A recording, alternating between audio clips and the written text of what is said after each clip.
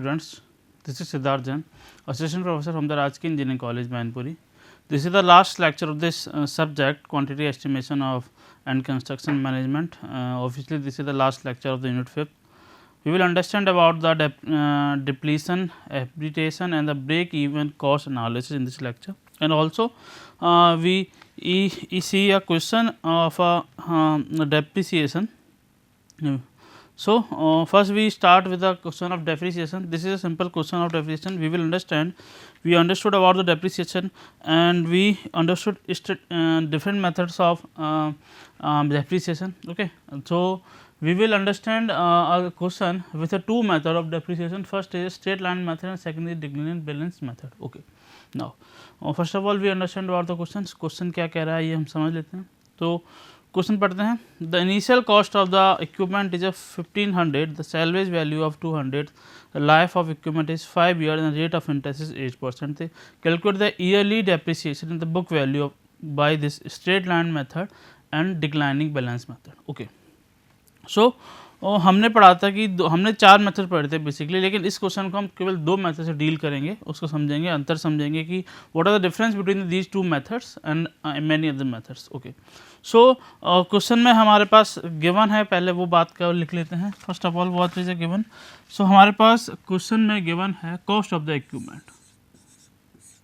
Cost means CI is equal to the 1500 rupees.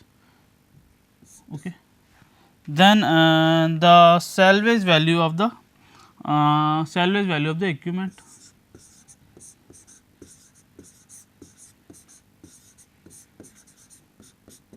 What is the salvage value of equipment? CS is equal to 200 rupees. Okay. And the life of the equipment is N is equal to 5 years. So first we understand this question depreciation with the straight line method. So what is the straight line method? Straight line method क्या कहता था? Straight line method कहता था कि simple अगर हम depreciation calculate करें with the help of straight line method, तो सिंपल हम एक फिक्स वैल्यू एज्यूम कर लेते हैं. फिक्स वैल्यू हर साल जो कॉस्ट ऑफ द इक्विपमेंट है उससे डिक्रीज होती जाती है और हमारी वैल्यू बुक वैल्यू मिलती जाती है और हमारी जो at the end of the year at the life we will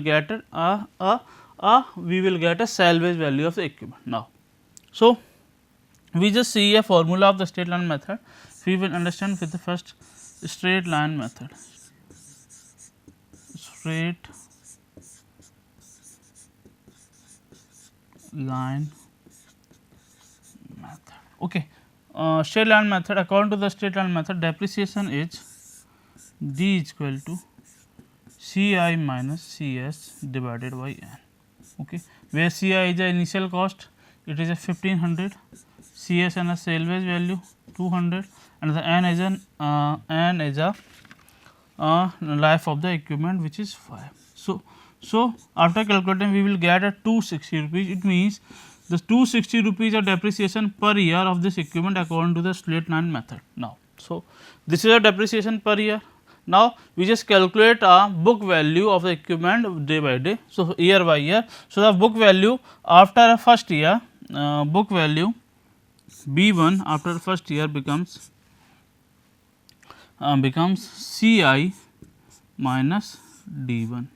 Okay, it is equal to the 1500 minus 260 is equal to 240. Same as this is the book value. It means the value of the equipment after 1 year is 1240 rupees. Okay. If we buy, हम अगर इस equipment को एक साल बाद खरीदने की कोशिश करें तो हमें कितने का मिलेगा? वो हमारी उसकी सेलिंग कॉस्ट होगी वो according to this book value 1240 rupees होनी चाहिए, यही होगी. Now the book value after the second year is B2 is. Now for calculating the book value of after second year we have to reduce the depreciation with the first year book value. It means the book value B2 becomes B1 minus D1. What is the value of B1? 1240 minus 260, it becomes 980 rupees. Same as if we calculate the book value after third year B3, it becomes B2 minus D, 980 minus 260, it becomes 720 rupees.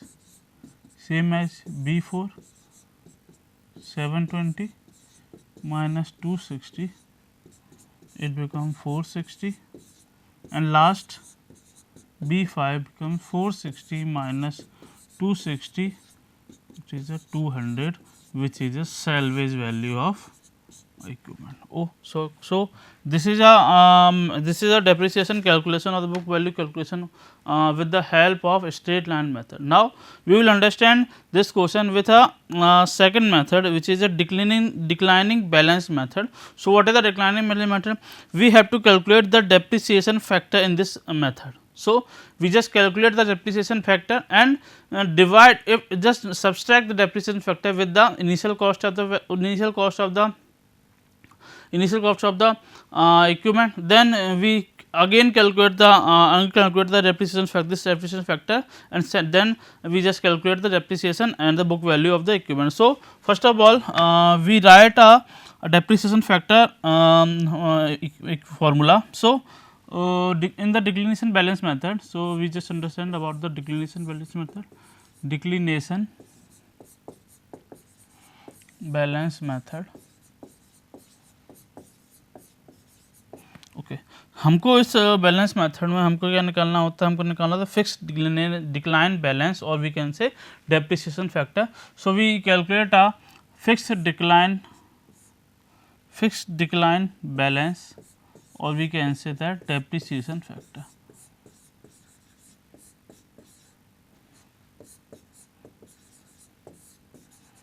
This depreciation factor equals to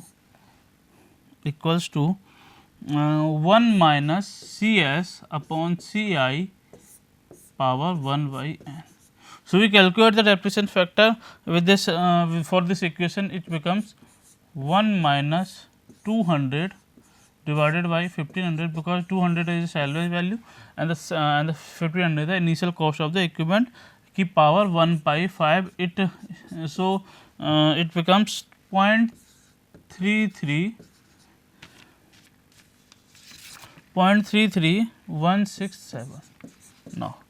Now we have to calculate the depreciation. So finding out the depreciation, for the finding out the depreciation, we have to multiply this depreciation factor with the initial cost of the equipment. So depreciation D1 means first year depreciation is equal to the Ci into this FDB. It becomes 1500 multiply by 0.33167. So the depreciation after first 1 year is equal to the 497.5 rupees. This is the depreciation after 1 year. Now, so the book value after 1 year is simple Ci minus D1. So what is the Ci? Ci is 1500 and the D1 is 497.5. It is equal to the 1002 rupees 0.5. So we can see the difference between the two formula with the help of with the simple straight line method. The book value after 1 year is a 1240 rupees, but with the with this method, declination balance method, the book value after 1 year is a 1002.5 rupees. Okay, this is very ये आप देख सकते हैं difference कितने जा रहा है. ठीक है, तो अलग अलग मेथड, अगर हम दो और मेथड्स को इनिशिएट करते हैं, उससे सॉल्व करते हैं, तो this value will be different, अलग हो सकती है. सो हम अंतर पता कर सकते हैं कि इसमें ज़्यादा प्रॉफिट मीन्स इसमें दो तरीके से हम देख सकते हैं. From the owner point of view, from the seller जो खरीद रहा है, जो खरीदने वाला, उसके पॉइंट ऑफ व्यू से देख सकते हैं कि इसको क्या फ़ायदा हो सकता है. Now we just calculate the depreciation after 2 years is D2. It is equal to the book value into FDB. So what is the book value? 1002.5, and what is the FDB is a 0.33167. So the depreciation after 2 years is 332.5 rupees. Okay, so the book value after 2 years,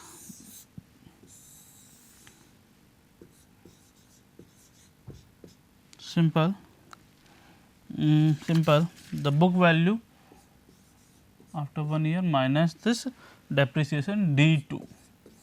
So it becomes 1002.5 minus this 332.5. So it is equal to the 670. So the book value after 2 years is 670 rupees. We can see.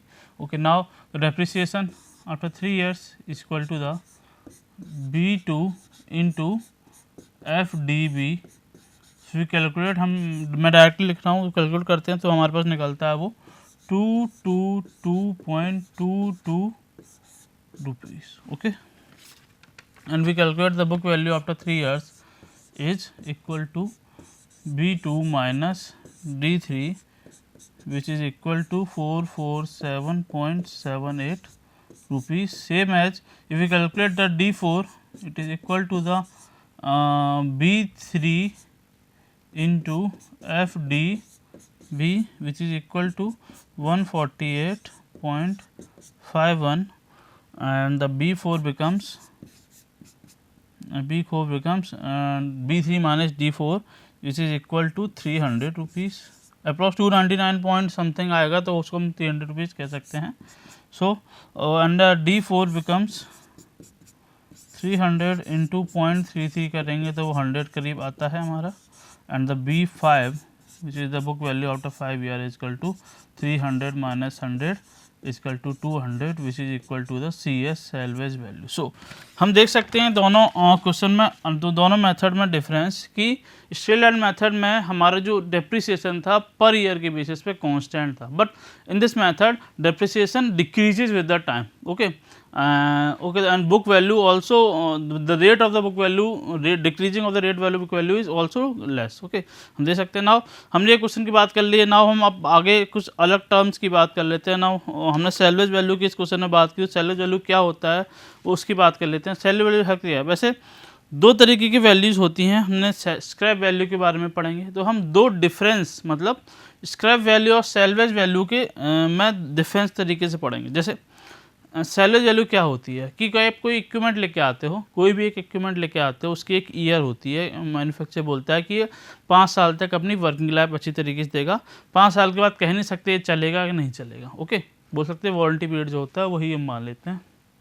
तो salvage value वो cost है जो उसकी as के beyond जो जाती है. जैसे कि हमारे पास एक इक्विपमेंट है, वो 5 साल तक चलना था, 5 साल तक चल गया, इसकी एज थी. अब इस 5 ईयर, आफ्टर 5 ईयर हम इसको बेचते हैं, लेकिन ये ख़राब नहीं है, ये वर्किंग कंडीशन में है. अब उसकी प्राइस जो होती है इन दिस वर्किंग कंडीशन में उसकी जो प्राइस होती है, that price is called as a salvage value. Okay, utilization period में उसकी जो एज होती है उसको आगे की, लेकिन वो वर्किंग कंडीशन में हो तब.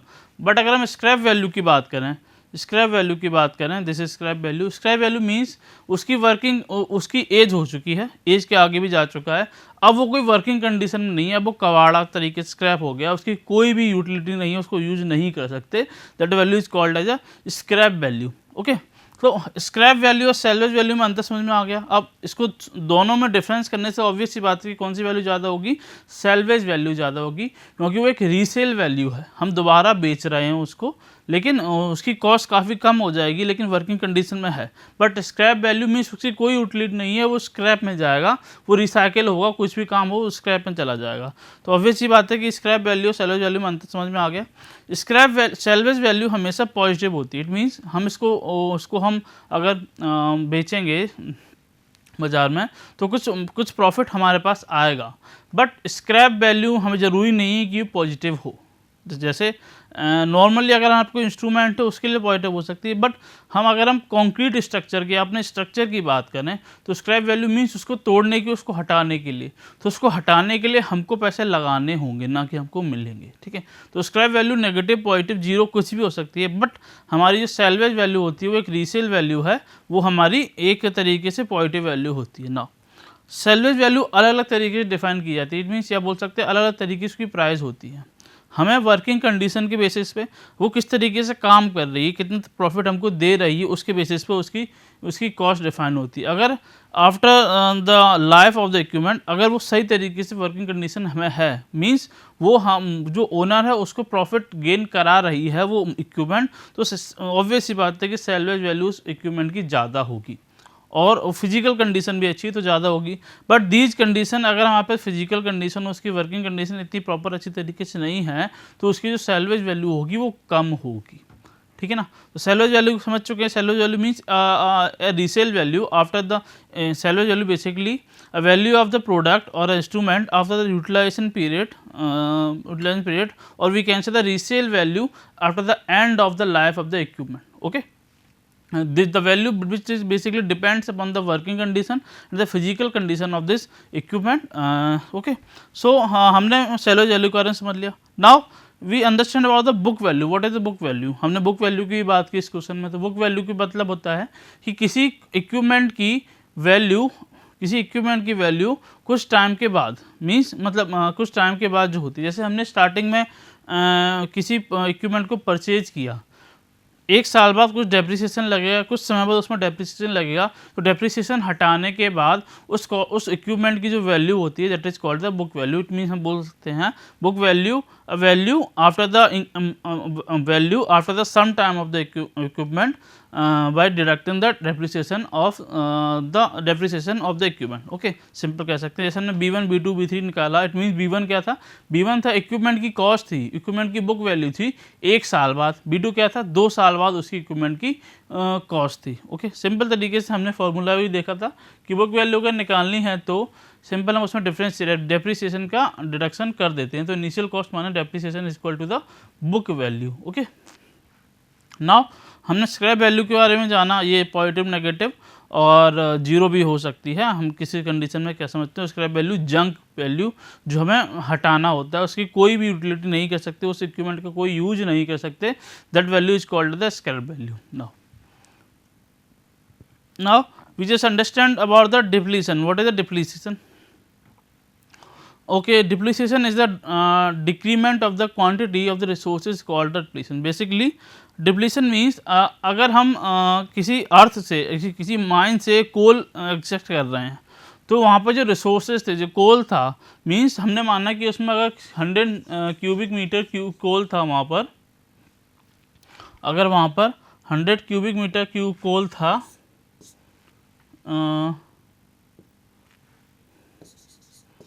कोल था, उस कोल को हम एक्सट्रैक्ट कर रहे हैं, अपना यूज़ कर रहे हैं, तो उसमें जो रिसोर्स था, मीन्स उसमें 100 मीटर क्यूब जो कोल था उसको निकाल रहे हैं, धीरे धीरे उसको कम करते जा रहे हैं।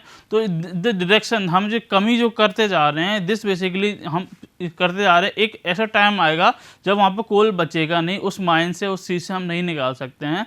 दैट मीन्स हमारे पास उस जगह से रिसोर्सेज की कमी हो गई। The decrement of resources called the depletion.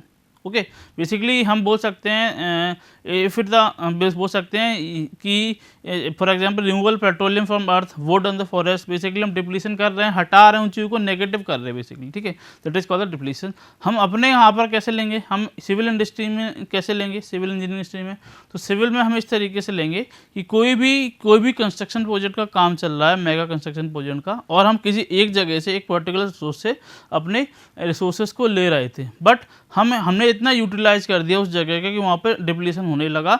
Then the cost of that material will increases, because क्योंकि हम वहाँ से सस्ते रुपए में ले रहे थे। अब हमको कोई दूसरा रिसोर्स ढूंढना पड़ेगा जहाँ से हम उस मटेरियल को एडजस्ट कर सकें, ले सकें अपने वर्क में। ओके, तो इस तरीके से हम पढ़ते हैं। अगर हम डिप्लीशन फॉर ईयर से निकालें, for this formula we can calculate, it is a simple formula, cost of the property divided by the number of unit in this property into the unit sold during the year. Okay, now we understand about the abbreviation.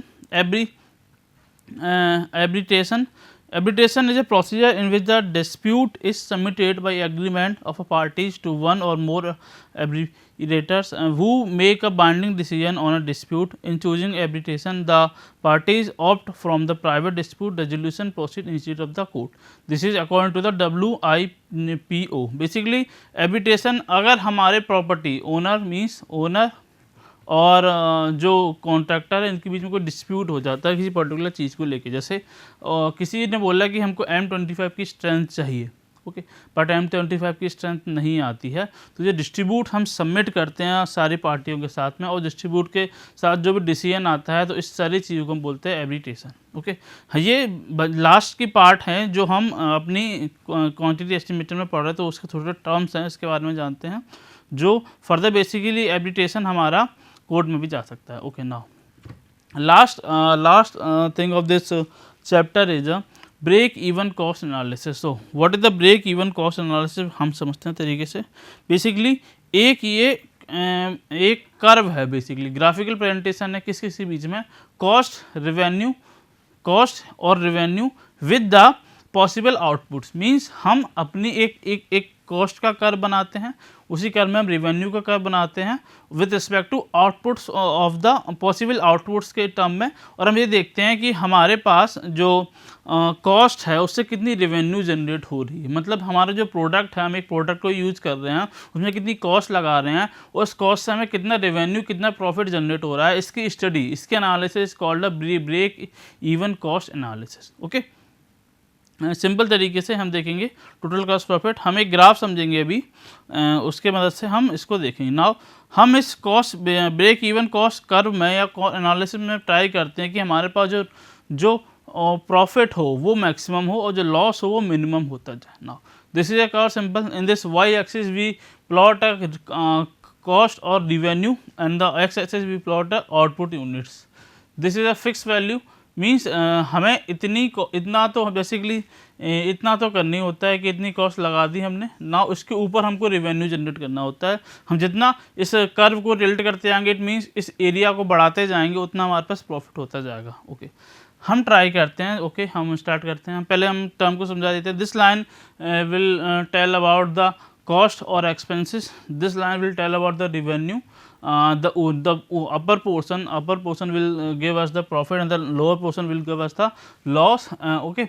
This is a profit margin, and this is a variable cost, fixed cost. This is a fixed cost which have to be applied. Now अब हमको इस curve में analysis करनी होती है कि जैसे कि हमारे पास कुछ यूनिट्स थी, मीन्स हमने कुछ प्रोडक्ट इंट्रोड्यूस किया, प्रोडक्ट को यूज़ किया, अपने प्रोजेक्ट को लॉन्च किया, और प्रोजेक्ट से देखना चाहते हैं कि उस प्रोडक्ट के कॉस्ट और प्रॉफिट को एनालिसिस करके हम कितना प्रॉफिट निकालना चाहते हैं। तो हमने प्रोडक्ट को यहाँ लाई किया, इस एक्सिस पे लगाया। Now this is a line of simple cost, हमें इतना खर्चा होता जा रहा है और हमको ये प्रॉफिट मिलता जा रहा है, सो इसी रिवेन्यू मिलता जा रहा है। तो कट पॉइंट तक हम बोल सकते हैं, इस ये कट पॉइंट जितना लोअर साइड में जितना पहले मीट करता जाएगा उतने हमको प्रॉफिट गेन होता जाएगा। सो हम इस कर्व को स्टडी करके ये पता करते हैं बेसिकली कि ये पॉइंट कहाँ मीट कर रहा है, इस पॉइंट को नीचे लाने के लिए हम क्या क्या कर सकते हैं, ओके। तो इस सिंपल ब्रेक इवन एनालिसिस से हम अपने मार्जिन मीन्स अपने हम प्रॉफिट को इंक्रीज कैसे करें, अपने आउटपुट मीन्स जो यूनिट्स हैं उसकी मदद से, उसके बिहाफ पे हम अपने जो प्रोडक्ट हो उसमें प्रॉफिट और बोल सकते हैं उसकी क्वालिटी कैसे मेंटेन कर सकते हैं दिस कर्व। बट हमारे एक कर्व जो ब्रेक इवन कॉस्ट कर्व है ये लिमिटेड चीज़ों पे वैलिड होता है। लिमिटेड कैसे लिमिटेशन पढ़ लेते हैं। लिमिटेड मीन्स हम इसमें केवल एक तरीके के प्रोडक्ट की स्टडी कर सकते हैं। अगर हम एक कर्व में मल्टीपल प्रोडक्ट की स्टडी करें तो this is not possible, okay, नहीं कर सकते। हमारा जो रिवेन्यू कर्व है वो ज़रूरी नहीं है कि स्ट्रेट लाइन मिले, बट हमारा जो कॉस्ट कर्व है वो स्ट्रेट लाइन मिलेगा, क्योंकि टाइम के साथ हमें एक सेम प्रोडक्ट बनाना है तो सेम प्रोडक्ट की जो कॉस्ट होगी वो सेम ही लगेगी। तो कॉस्ट कर्व जनरली एक स्ट्रेट लाइन होता है, but revenue curve may not be straight line, ठीक है। तो हम लेकिन इस कर्व में स्ट्रेट लाइन ही पढ़ते हैं, ठीक। इस कर्व में कोई भी टाइम के साथ रिलेशन नहीं बताया, हमने टाइम के साथ रिलेशन नहीं बताया है, इस सिंपल स्टैटिक कंडीशन में फॉलो करता है। और last limitation of this curve is ये कर्व हमें स्ट्रेट पोजीशन बताता है, मीन्स सिंपल स्टैटिक पोजीशन बताता है, बट जो मार्केट होता है, जो प्राइस होती है, जो बेनिफिट होता है वो कभी स्टैटिक नहीं होता, वो डायनेमिक प्राइस डिफर करता रहता है, क्योंकि जो बेस मटेरियल है उस प्रोडक्ट को बनाने के लिए उसके प्राइस भी वेरी करते रहते हैं। Now this is the limitation. So कुछ फंक्शंस या कुछ अच्छी बातें भी देख लेते हैं. Basically it's very useful for low business, basically जहाँ पे मटेरियल छोटा सा हो या छोटा बिजनेस में काम करना हो, सिंगल एक प्रोडक्ट की बात करनी है वहाँ पर. ओके, एक अच्छा डिसीजन है for business and making engineering decisions. Okay, the last is with this analysis we can determine the possibility of profit and the any rate of production. Also हम कर सकते हैं, ये बेसिकली यही तो हमारा मोटो है, हमें क्या पॉसिबिलिटी हो सकती है प्रॉफिट गेन करने की, हम इस आउटपुट यूनिट्स को किस तरीके से मैनेज करें कि मैक्सिमम प्रॉफिट हमको गेन हो. ओके, गेन हो. सो हाँ, इस लेक्चर में हमने समझा, हमने डेप्रिसिएशन के क्वेश्चन समझा, फिर हमने कुछ terms salvage value, then book value, then scrap value, उसके बाद डिप्लीशन के बारे में, एब्रिटेशंस के बारे में, and last topic is break even analysis, cost analysis के बारे में देखा. So this is all about today's lecture. This is a final class of this subject as well as this unit. Okay, thank you for watching this lecture.